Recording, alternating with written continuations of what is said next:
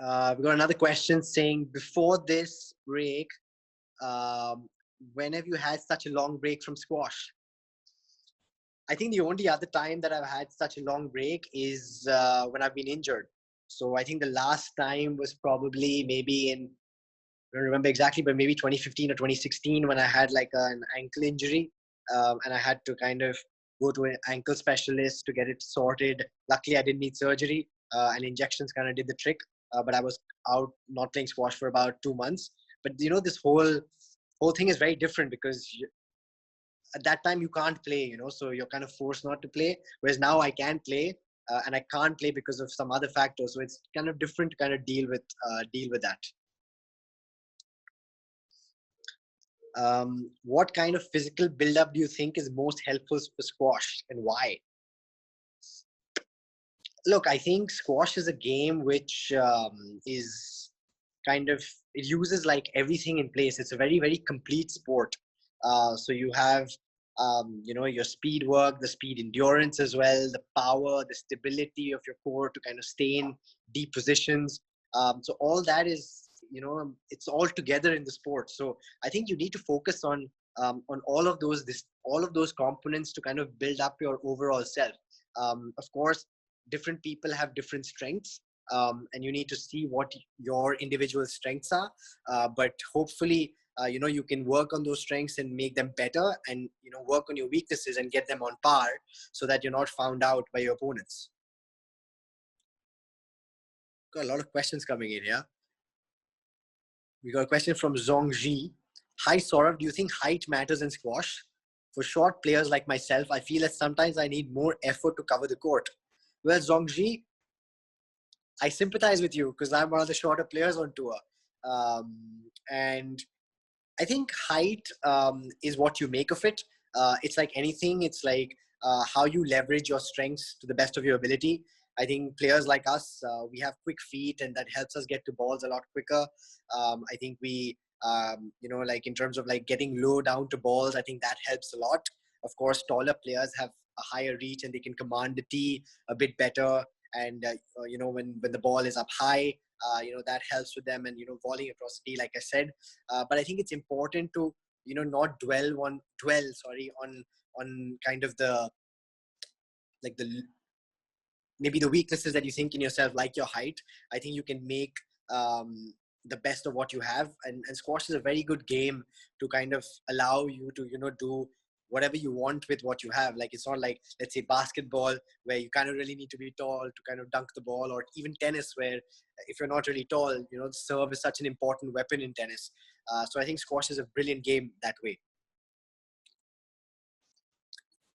We've got an interesting one from Mohammed El Shorvagi. Why do I have such a sexy smile?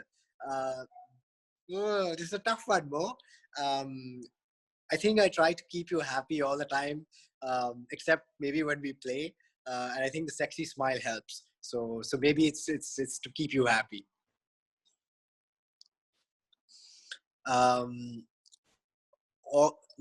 Right, I hope I'm pronouncing this correct. Augustine Henry D'Souza. How many hours do you practice daily?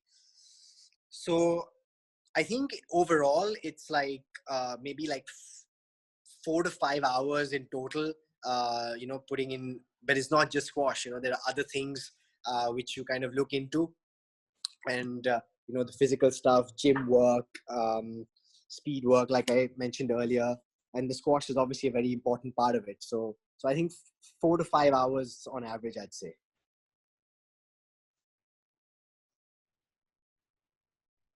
Good question from Akanksha Rao. How do you keep up your fitness during injuries?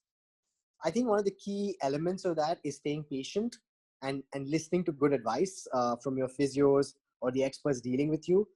Doing the rehab exercises, which are super, super boring, but very, very important to get you back playing the best. In fact, sometimes it kind of helps you doing those rehab exercises. And when you come back playing, you're actually a stronger player and better for it. I think one of the best examples of that would probably, in my mind, would be Nick Matthew when he had his shoulder injury.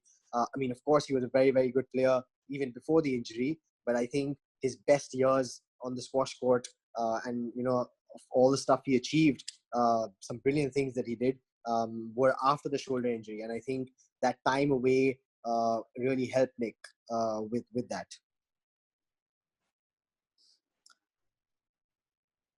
Best drills to progress as an intermediate player. I think like it's about doing things if you're intermediate, not to kind of focus so much on the intensity of the drills. I think it's important to kind of take your time, get your body in position, technically hit the ball well to different areas of the court. Also, something that Malcolm Wilstrop keeps telling even us pros till today is, like, there's no point hitting the ball hard if you're not hitting it accurately. So try and focus on hitting it accurately, then move on or graduate to the level where you can hit it hard and accurately. So I think that would be my advice to intermediate players. James Ledner, what's the nutrition like before and after a game, Saurav? Nice question, James. In fact, I just did a nutrition course which PSA recommended, so I have a little bit more knowledge now and maybe things that I'm going to apply. I think before a game, you're trying to like get a lot of carbs in. Still, you still need the protein as well a little bit, but the carbs are the ones which are going to fire you in those next 3 or 4 hours that you're going to play in a match.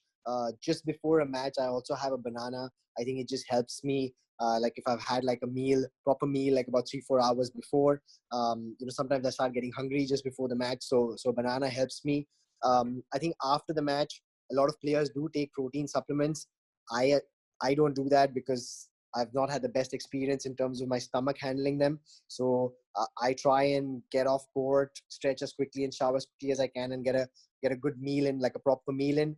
I think protein is important and a bit of carbs, but protein is important for the recovery of the muscles and things like that. So oily fish like salmon is a great bet. Chicken is really good as well. If you're a vegetarian, then pulses, nuts, things like that are really good to get you back up to speed for your match next day. How long does a squash match replay on your mind after it's done? Is this different for a win versus a loss?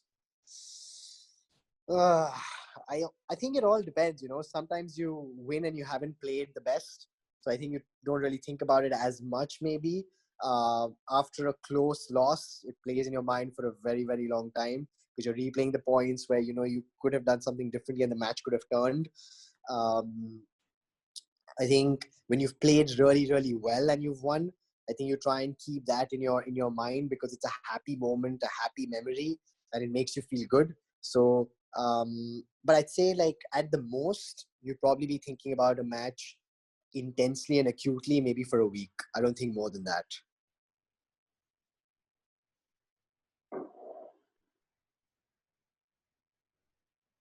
Who's the fittest player currently on tour and who's the fastest player? The fittest player, I mean, it's a tough one, but I think Paul Cole, he's built his game around the physicality that he brings to the court, and he's created that aura for himself. So probably the fittest. The quickest on tour, I think it depends on what you define as quickest. I think if you're just defining quick feet, then I'd probably go with like Miguel or Tarek. But if you're defining who gets the most balls back, then I'd probably say Ali Farag, because I think he moves very efficiently and smoothly, probably the best since Jancher. And he doesn't look quick, but he gets a hell of a lot of balls back. So I can personally vouch for that. So yeah, that's probably what I would say.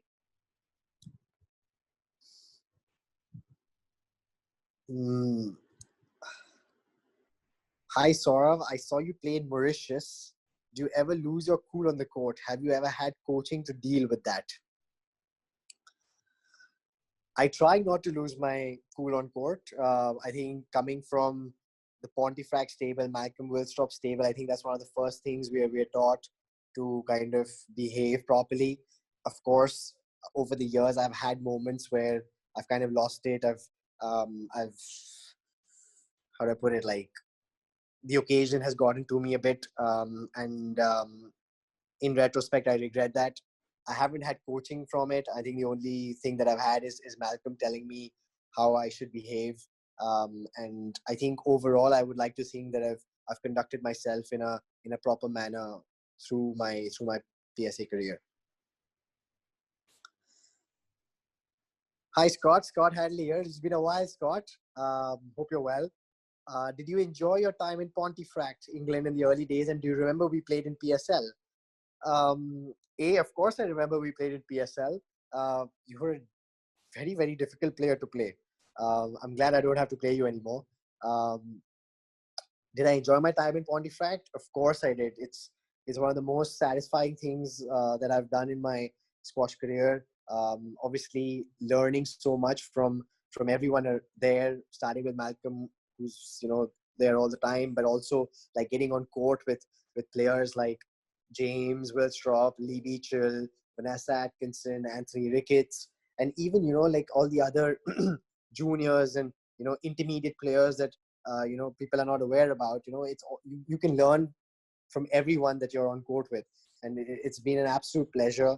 The relationships that I've built with the people there are lifelong, and they go beyond winning or losing a squash match. So it's something that I treasure a lot. Did you Glenn Itliong asked me, do you always have a two-handed backhand? I notice how your left hand will touch your racket hand on your backhand. Yes, Glenn. I used to play badminton before I started squash, and I had a two-handed backhand when I was playing badminton, and that kind of just translated onto the squash court. No one told me to do that. No one taught me to do that. It just came automatically to me. I don't know why, but it's been there ever since I started playing, and I guess it's too late to change now. Eva Spice Nieto. I hope I pronounced that correctly. Pardon me if I didn't. Hi, Saurav. What's your opinion about Rami's RAM scoring system? I think it's a very good initiative to bring about more excitement to the game. I know Rami and me have spoken about the intricacies of the system and what his thought process is behind it. And basically what he wants to do is trying to make the game more attacking by almost through the rules of the game forcing players to attack more. I think there is a place for a different system to exist in the squash world. I still do think that, and I'm sure Rami would agree as well, that it's a work in progress, and it's not a finished product just yet. But hopefully, we're going to come up with something which is going to be exciting for all fans to watch and fun for us players to play as well. Janos Mravik. Hi, Saurav. What is your daily sleep routine? Janos, again, I hope I'm pronouncing that correctly. I'm a big believer in sleep. I love sleep. I try and sleep 8 to 9 hours every night. I generally go to sleep like 11:30 at night and wake up around 8:39. And then I kind of like to get an afternoon nap in, half an hour, 45 minutes generally. That kind of like freshens me up in the middle of the day and helps me go for the rest of the day.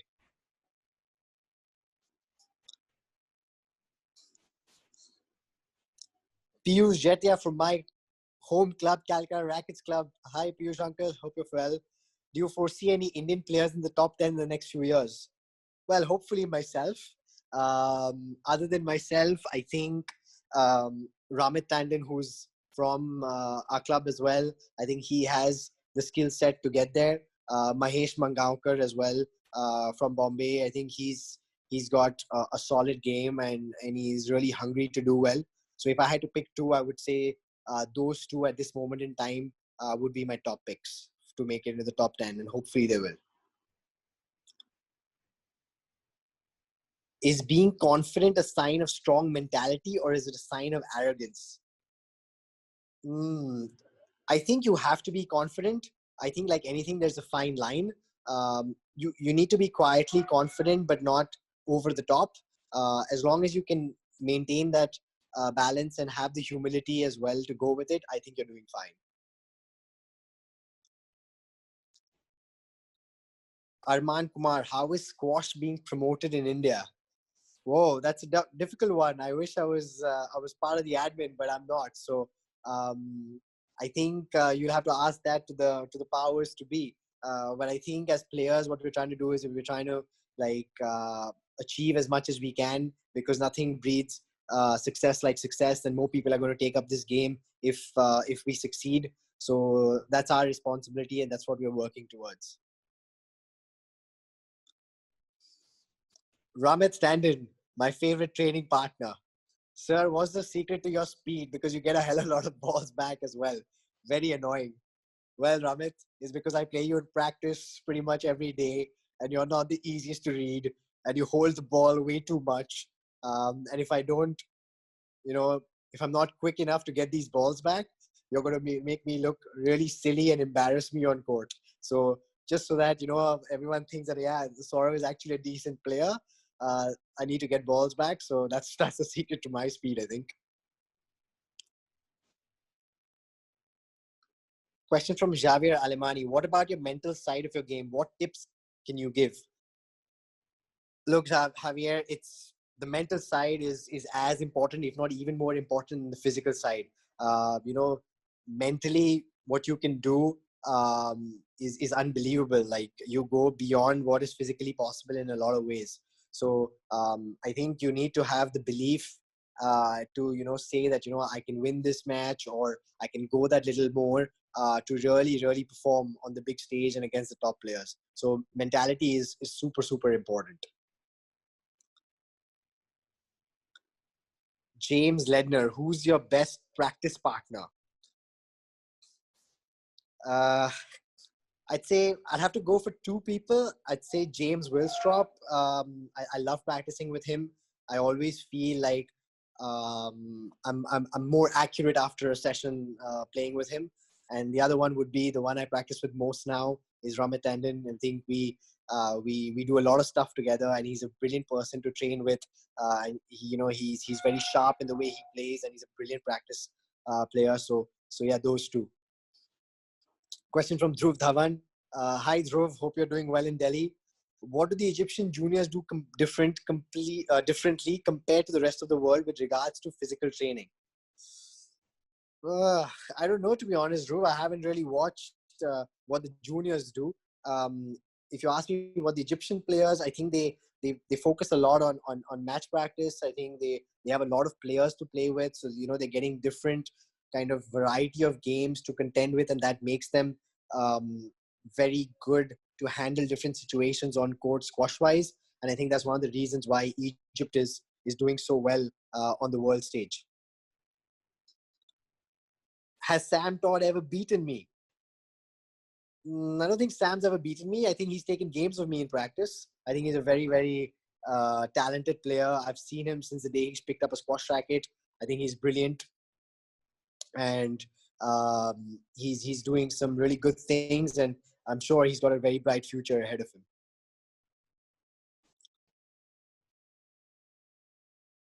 I've seen your updates on starting to cook during lockdown. Apart from squash, what else are you doing during lockdown?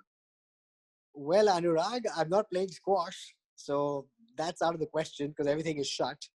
Cooking, I mean, I'm doing it once in a while, not an everyday thing. It's just something to take my mind off, and I'm trying new recipes. So just to kind of like experiment a little bit. Like I mentioned earlier, I did a nutrition course. I'm doing a meditation course with Art of Living right now as well. I'm starting to read a little bit. I've always felt like I should read a little bit more, so I'm trying to do that. Yeah, I mean, nothing crazy, like just trying to stay grounded, stay chilled in the head, really, because this is a tough time. So whatever works, really. Ramit again. Alley game or deep game? Which one should we try first post the lockdown? Man, deep game for sure. I don't think our bodies are going to be in shape to do an alley game straight up. So deep game it is. Arman Kumar, what's your fitness routine in lockdown? I'm doing like one session a day, 6 days a week right now. We are trying to kind of be creative because I don't really have access to any equipment at home. But luckily I have like gardens downstairs in my building, so I can do some like, shuttle sprint work and some basic like body weight strength work and stuff. So we're trying to be as creative. Generally I'm doing it for like an hour and a half or something, the sessions. I think it's not just about preparing for like the squash season. It's just a good way to keeping my mind sane and just getting the endorphins flowing in my body. Another question from Akanksha Rao: what do you think is a common cause of injury in squash? Improper playing action or lack of fitness stroke flexibility? Look, I think everyone's body is different. Everyone's body reacts differently to different things. So it's very difficult to pinpoint a particular cause. I think there's a lot of impact on the body as a squash player because the movements are very random. They're not controlled. You're responding to what your opponent is doing. So it's very important to have, your flexibility, mobility, balance, power, strength, all of that in place. I mean, it's probably common sense that, if your muscles are tired, you're probably going to be at greater risk of getting injured. So it's a combination of a lot of things. And as much as you can keep on top of these things, it's going to be really helpful. Got one from Matthew Crawford. Do you think switching hands is bad stroke wrong, or do you think it could be advantageous? Matthew, if you can switch hands and play squash, I really want to see that, because there are times when I wish I could hit with my left hand, especially, when the ball is really like far off and I could probably reach it quicker with my left hand. If you can do that effectively and accurately and, generate power as well, you're definitely, I think, going to have an extra kind of weapon in your arsenal. Christopher Roopchand, hi from Toronto. Hello. Hope Canada is doing well. What is your weakest skill? Oh, that's weakest skill. I've been working on my short kills over the last few months. So maybe the short kill, like, the way I play generally is a lot of it is based on touch. So the short kill is obviously got a bit of power involved in it. So I'm kind of working on that. What's the difference I see between the traditional court and the glass court, and which do you prefer? Right, glass court any day. The biggest difference, the ball stays deeper in the corners on the glass court. It kind of really rewards good squash, good shots. And you can open up spaces on the court a lot better if you're hitting accurately. I think the traditional court is a bigger leveler in terms of players' levels. The glass court definitely magnifies who's a better squash player. So a glass court all day long.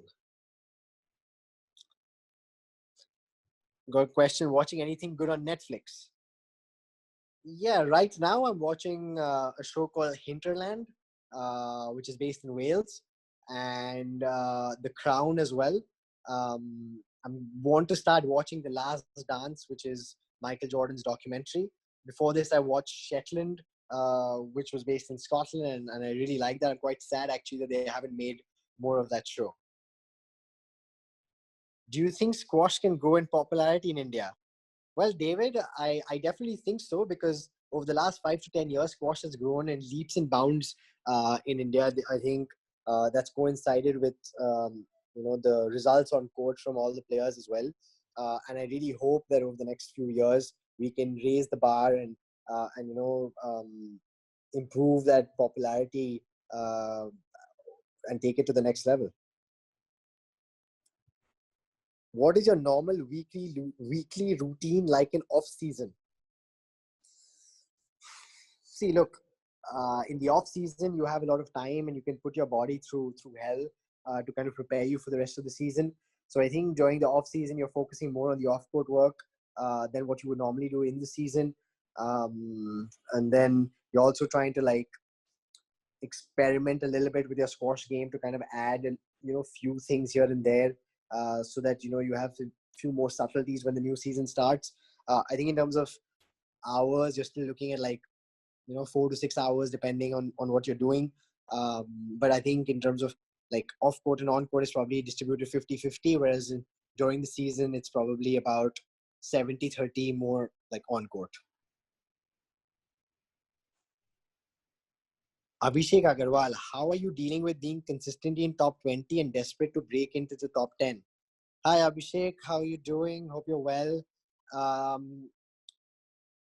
I don't think, there's a thought process in my head about, how I can stay in the top 20, or, the pressure of what am I going to do in the top 10, and how I'm going to get in the top 10. I think it's a question of every day focusing on getting better on the things, that me and my team think that I need to improve on, and trusting in that process, and believing that once those things and those improvements come to fruition, you're going to be a better player at the end of it, and that improvement is going to catapult you into that top 10 and beyond.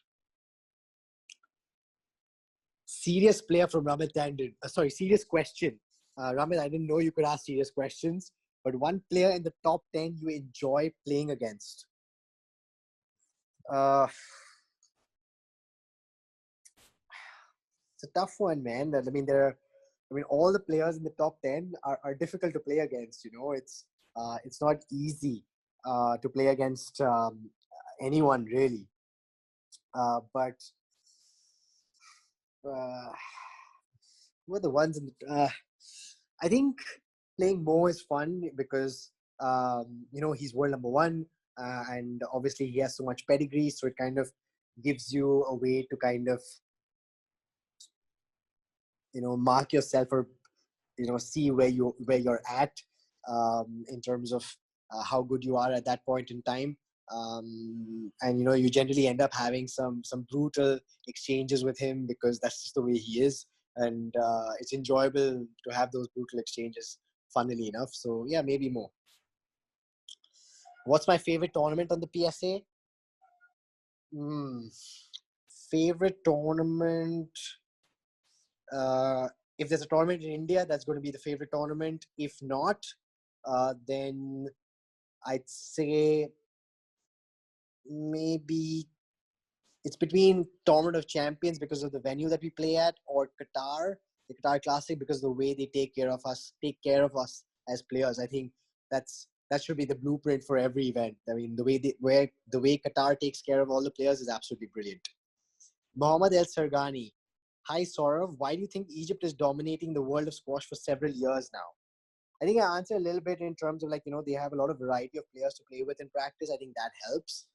I think also, they have as juniors, if you're watching the world number one and the world number two play, and you're practicing with them and training with them on a daily basis, it gives you an understanding or a benchmark of how good you need to be world number one. And I think that's a big driving force. And, I would love that even today, and I would have loved that even when I was younger. And I think that would make me a better player. So I think that's one of the reasons for sure. I think one more reason is that the numbers that they have playing squash in Egypt is unbelievable. So the law of, averages and the law of probabilities that you have so many numbers, you're really going to find people who are going to rise to the top of the world rankings. Ramit, you work with Malcolm Wilstrop and David Palmer. How have they helped you over the years, since they both represent different squash styles? Yeah, I think the simplest way to put it, Ramit, would be that Malcolm is the one who created the foundation. So he's the one who made the cake.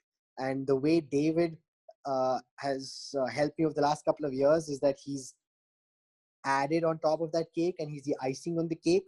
So to be able to do what Malcolm has taught me at the intensity at which David wants me to play, I think is a potent combination. And I think that's one of the reasons why I've played well over the last couple of years. Askar Hussain, what needs to be done to include squash in the Olympics? What are the main obstacles to inclusion? Askar, I think the entire squash world wants to know the answer to that question. Unfortunately, the IOC hasn't been transparent enough, in my opinion, on those topics. All I'd say is that I think the time has come now for squash as a sport to kind of try and grow organically and not treat the Olympics as the Mount Everest and the end goal. I think we need to grow our sport as best we can and get it to such a level where the Olympics come calling for us rather than the other way around. Because a lot of money and effort has gone into the bids, in my opinion, over the last 10 to 14 years, and it hasn't happened. And at some point, you need to kind of take a step back and say, right, we need to kind of forget about this for now, and let's see how we can progress as a sport on our own. Piyush again, have you played Ramit Tandon in a tournament in the recent past? Unfortunately not. I think the closest we came to play was in Bombay. Was it last year? I think it was last year. And unfortunately, I got injured in my match the day before, and I couldn't get on court. But of course, it's. I'm sure it's going to be a hard match whenever I play him. Like I said, he's an unbelievable player. But hopefully my experience over the years will help me get the win. Gaurav Gupta, how do you up the intensity if you find yourself getting complacent in a match after a game or two? Look, it's hard. Some days, no matter how hard you try, things don't happen. But I think maybe the best way to kind of do it is to kind of, try and get into some longer rallies, try and step up the court and try to volley as much as you can. I think that's probably the easiest way to try to up the intensity. Of course, it doesn't work every time because, the players you're playing against are very, very good and they stop you from doing that. But I think those are the two easiest ways to get it done.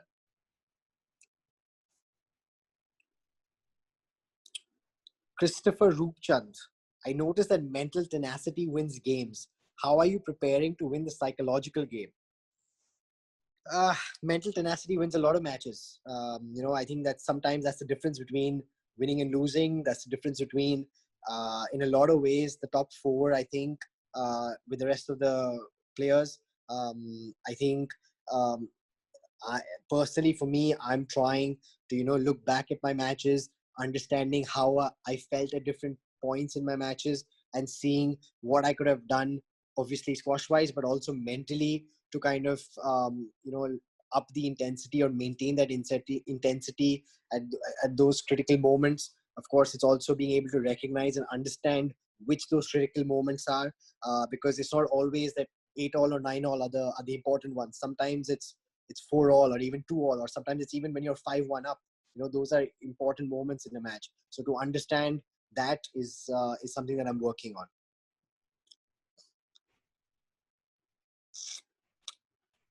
Another one from Christopher. Who's your favorite female player on tour? Raneem El Walili. I think she's a top person to begin with, and an absolutely unbelievable squash player. She's, in my opinion, if not the most, but one of the most talented players ever to grace a squash court. I think the women's game is very lucky at this point in time to have two players like Raneem El Walili and Noor El Sherbini, who are probably the best ambassadors the sport could have. They are both lovely, lovely girls, and it's an absolute pleasure watching both of them play and interacting with them at any point in time.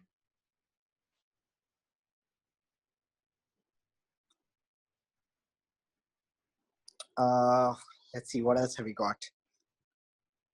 Divik Kanpal, what do you consider as your breakthrough moment in squash? I think, there have been a few moments, but I think the one that really kind of got me on my way was when I won my first junior nationals when I was 15. I'd made it to the finals like for 3 years before that, but I never ended up winning. But I won my first under 17 junior nationals when I was 15. I was 2-love down and I won it from there. And I think from there on, things really started to happen. I actually started to train harder as well after that. And maybe, in some ways I started to believe that, I could really make this work. More and more juniors are turning pro at an earlier age, mid-teens. What are the positive stroke negative aspects of this? From Francis Cherian. That's a well thought out question, Francis. I think the positives are apparent. They get to play with higher level players, who are doing this for their livelihood. It's a different ball game altogether, being a professional compared to being, a junior. So I think that helps a lot. The negatives, the only thing I could probably think of is that, in the juniors, when you're used to winning, and when you go and start playing professionals, you might not win. So that maybe kind of bog you down a little bit, because you get depressed that you're not winning as much. But as long as you have an open mind, and you're mentally strong, and you deal with it as a learning phase, I think they're all positives.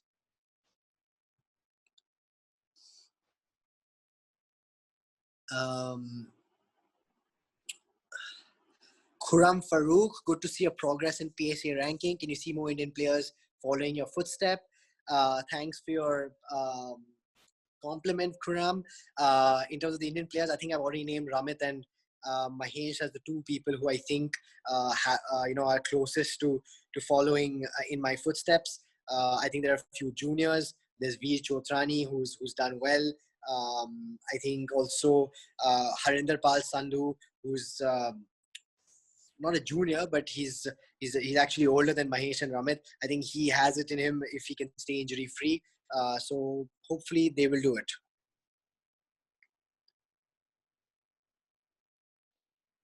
Ramit Tandon, how has marriage helped you as a player? Just trying to get into Boss Madam's good books. Ramit, trust me, you're in Boss Madam's best books. Marriage helped me as a player. I think it's just got a bit more stability and security in life. I'm married to the love of my life, luckily enough. And being with her gives me a sense of calm. Doesn't mean I don't have arguments with her. We disagree on most things, actually. And we are very different people in a lot of ways, as Ramit, you will vouch for. But I think it's good to know that there is someone that I can go back to, and someone who loves me, whether I win or lose.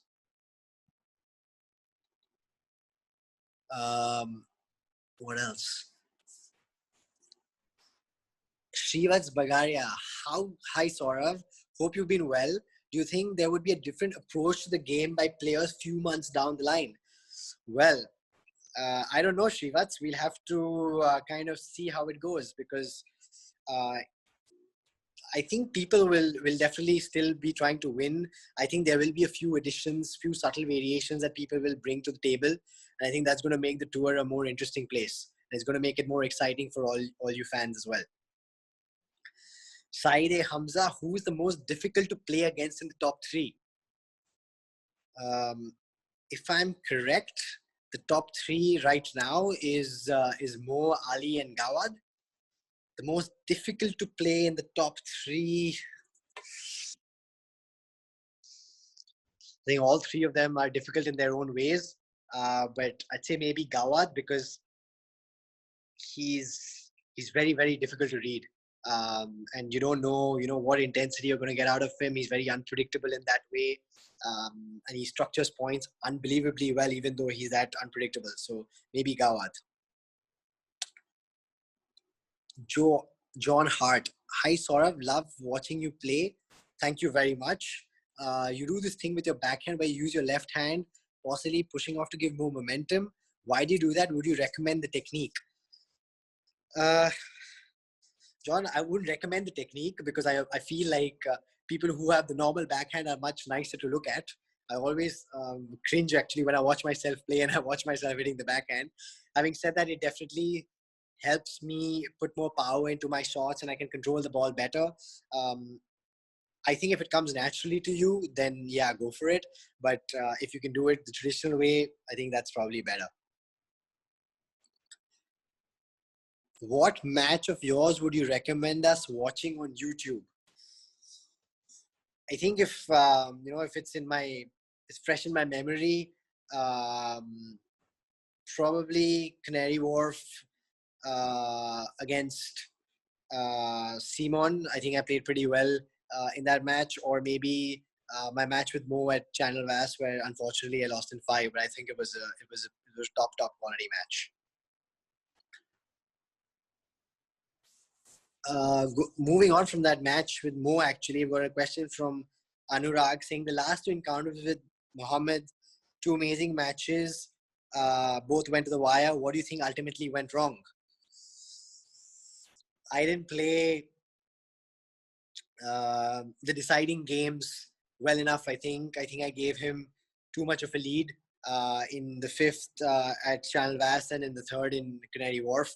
Um, I think that's the most apparent thing that I would look at. Of course, there are a few smaller details as well, but I think I definitely need to start those deciding games better because Mo is brilliant at running away. When it really comes down to it. So hopefully next time I'm going to do better in that department. What do I think about squash in Pakistan? I'm not sure exactly whether you mean what like in terms of the players playing from Pakistan right now.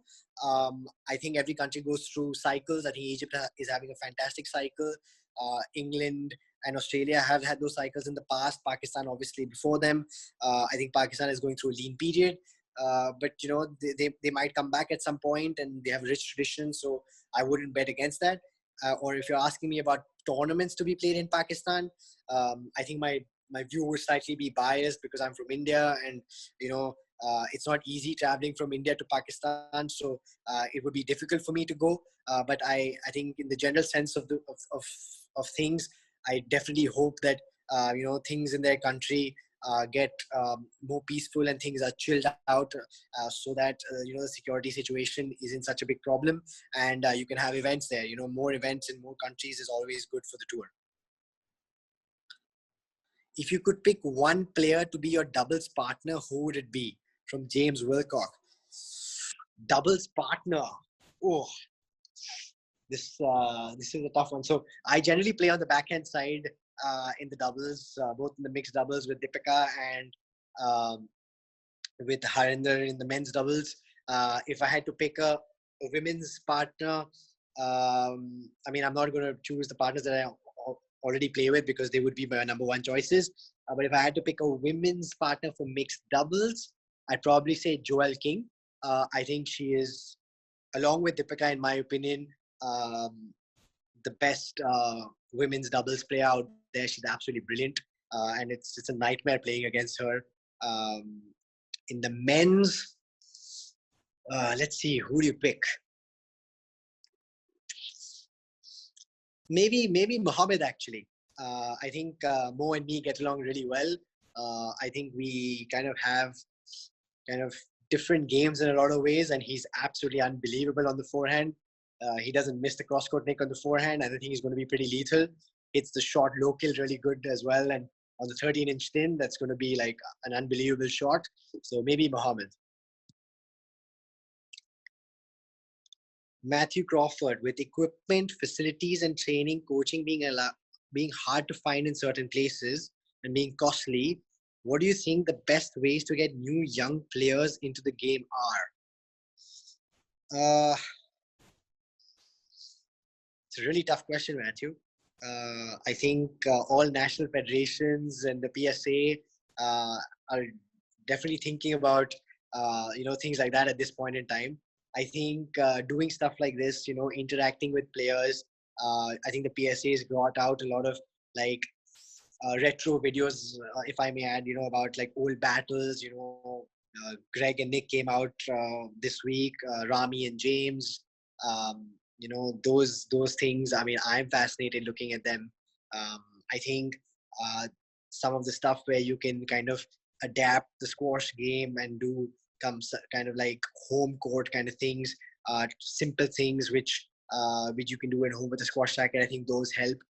I think James Willstrop and Daryl Selby have done something for England squash where they're doing some routines and activities with their kids. I think those sort of videos help as well, and it could be like a guidebook on how to get young people in. But it's definitely a difficult question, and I think all the federations and associations are all ears if people have suggestions. Hamzat Atta, which player do you wish that you had played who doesn't play anymore? I think the one player that I'd want to play that doesn't play anymore would be Jonathan Power. I think when I was growing up, he was someone that I loved watching, both for his racket skill, but also for the way the way he was on court. I mean, it was always his matches were always funny in a very weird way, and he had a very very dry sense of humor. So I practiced with him once, which was an absolute pleasure for the first time when I qualified for the British Open, and it was brilliant to do that. But if I could play someone in a match, it would be him. Sehaj Gulati, it's been a while. I'm guessing you're still in Kashmir. Hope you're well. We should meet up soon, hopefully after this lockdown. Hi Saurav, hope you're doing well. You've been playing some cracking squash. Thank you so much. Really exciting to watch. How much are you itching to play after lockdown? Man, it's been like, I think the last time I hit a squash ball was the 15th of March, I think. So it's been 1.5 months. I'm going to sleep now, hoping that I can hit a ball. I'm hitting a ball on a wall here, but it's not the same as it is on a squash court. You don't have the side wall and things like that. So I really, really want to play. Forget even playing a match, just doing a solo session. I'd give anything right now to do even just a solo session. So I really, really am missing getting on a squash court. Do you think a squash league in India could benefit the overall standard of squash? From Rohan Nowal. Yeah, I think it's definitely one of the ways that you could have a variety of players playing in India. The juniors could benefit a lot looking at these players, seeing how they're preparing for matches, moving around with them, watching top quality squash live. Of course, watching on video is one thing, but when you see things live, it's a different experience, and it helps you a lot.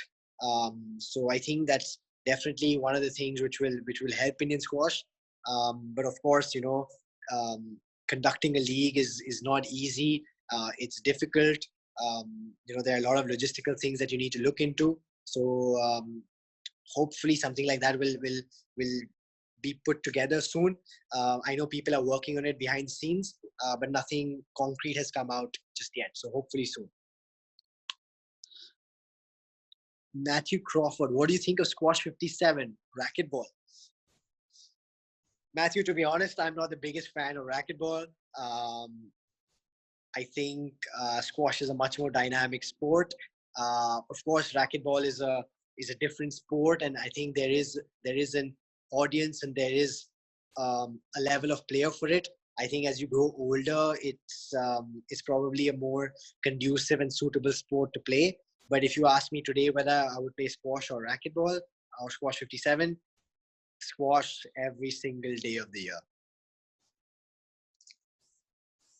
Hi, Samir. Hope you're well. Who's your sporting idol? So there are a few people, Samir. I'm a big fan of Sachin Tendulkar. He's a cricketer. I grew up watching him. He's one of the greatest batsmen ever to play the game. Usain Bolt, for the way he transcended athletics and kind of did what he did. Roger Federer, just for the way he plays. Every time I watch him play, it's you're just satisfied, and there's a pleasure just watching him play. I think also Cristiano Ronaldo, for his work ethic and his drive to be the best in the world. So I think those four probably are my favorite sports people. Vikas Fogat, how to remain fit while at home and not playing squash? Any recommendations like diet, exercises? Diet, try not to binge eat is the easiest thing to do. Try and control the amount you eat. Also, I think try to maybe not eat like junk food. That's the easiest way to put on weight. Home food is very good in general, so I think focus on that. In terms of exercises, try and mix up sessions. Do some, there are a lot of fitness apps out there. There's this app that I'm using called Asana Rebel, which is really good for like fitness stuff based around yoga exercises. So mix the sessions up so you don't get bored. So focus on like cardio stuff, power stuff as well, strength and stability, mobility, core stuff. I think doing different things on different days will keep your body and mind motivated. Martin Brooks, if you were not a squash player, what would you be? I would like to think that I would be associated to sport in some way. Ever since I can remember, I love sport, and it's been something that I've always clung on to. So if I wasn't a squash player, maybe I would play another sport. But if I wasn't an athlete, then maybe get into uh, the the business of sport in some way, be an entrepreneur, and maybe stage events, or open sports schools. I mean, those are some things that I want to do once I finish as well. So hopefully those dreams will come true as well. Yash, hey Saurav, I'm a beginner from Goa. How important was your dad's support in building your career? Yash, I know you're not a beginner from Goa. You're a very, very good player from Goa. But how important was my dad's support in building my career? Hugely important. I think he's been one constant rock beside me through my entire career. He's been absolutely brilliant. He supported me, cajoled me when I've needed it, given me hard facts when I've needed it, and a lot of my squash longevity in a lot of ways is because of the support that I've had from him. So I can't say enough to say how important he's been. Anurag, what do you think are the top 3 most important things for a junior squash player? I think working hard. I think that's important, whether you're junior, senior. I think working hard is the most important. 2, dream big. It's very important to dream to be, not just national champion, but look at being big on the world stage and believe in that dream. I think that's very important. And 3, have an open mind and listen to the people around you telling you what is right and what is wrong. Of course, do your necessary research and homework, but have an open mind to be receptive. You never know where you're going to get that small piece of information which is going to help your game grow leaps and bounds. Dominic Cobellars, what squash rule would you change? I'm actually working on this with PSA right now. One of the rules that I would change is, right now if you have a self-inflicted injury, you get 3 minutes recovery time, and then you have to come back on court. But if you get cramp, you don't get those 3 minutes. So I feel that rule of 3 minutes should be completely taken off, because it allows for gamesmanship when it shouldn't really be. So hopefully that rule is gonna go very soon. Sid Mehta, I'm not sure if you're vegetarian or not, but the world is transitioning towards plant-based diets in general. Do you think being or on a plant-based diet helps? Look, I think plant-based diet has its pros, but at the end of the day, I think what you need to understand what works best for you. I'm not on a plant-based diet, and I know a lot of people who aren't.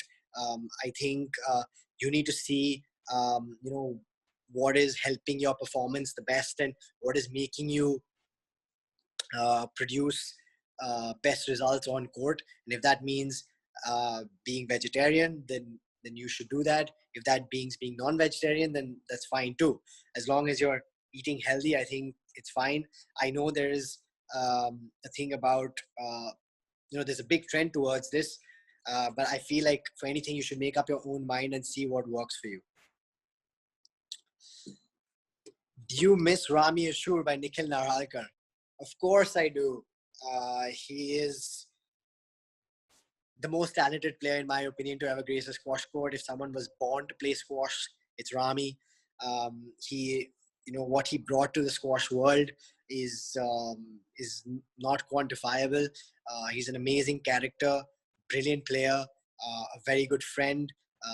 Not to have him on tour is sad, and the squash world is poorer for him not being there and not being able to see what more he could have done on the squash court. So it's sad that he's not there anymore. Hi Dhruv, Hi, how am I keeping fit and in shape in this lockdown? I think I answered that. I think I'm doing one session a day. My trainer's kind of like putting things together in terms of session, and maybe we are being creative about it. So yeah, that's probably what I'm doing, and trying to still focus on not eating too much and eating healthy as much as possible. Divik Kanpal, who has been your squash idol since junior days? Squash idol, I loved watching Jonathan Power, like I said, but I think in terms of someone who I learned the most from, it would be Amir Shabana. Um, Even today, I think watching him play, I learned so much. He's got a very traditional game, very traditional uh, way in which he plays, the movement, the hitting, and it's a purest delight. And the way he constructs points, the way he's able to hit different shots with the same swing is something that I wish I could do. On to top it all off, he's a fantastic guy, and when he retired, I was super sad. And he's another one of those players that I really really miss on tour.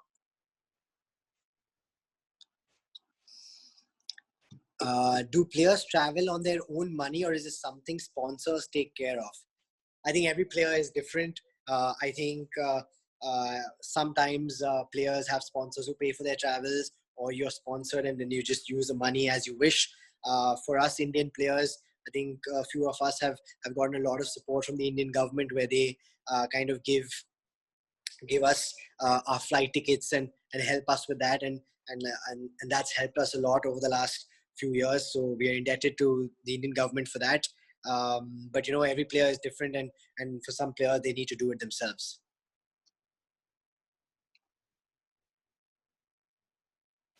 um, your preference, best of three or best of five?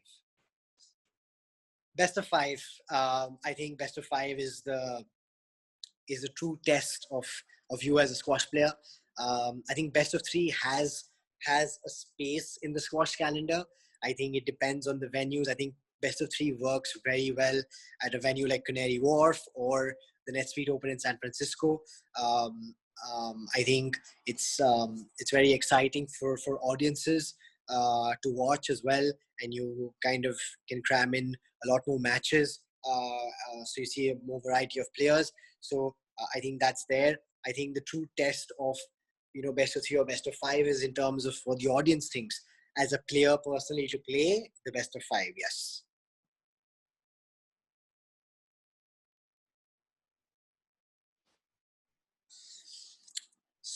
So I think we've answered a lot of questions there. To be honest, I didn't expect to answer so many.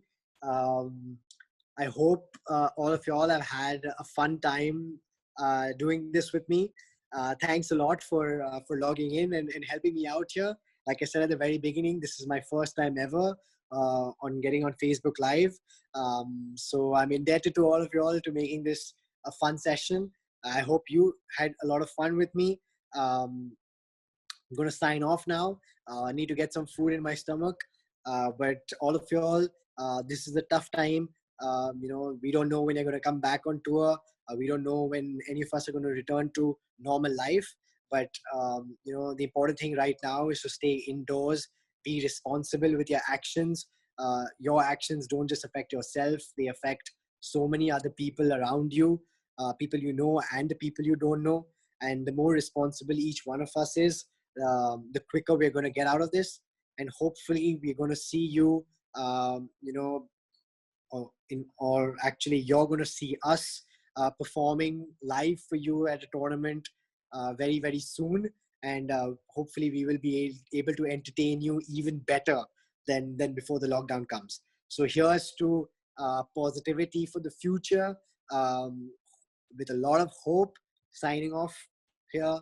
Saurav Ghosal here again. Thanks a lot. Take care of yourselves. Stay healthy. Stay safe. Bye.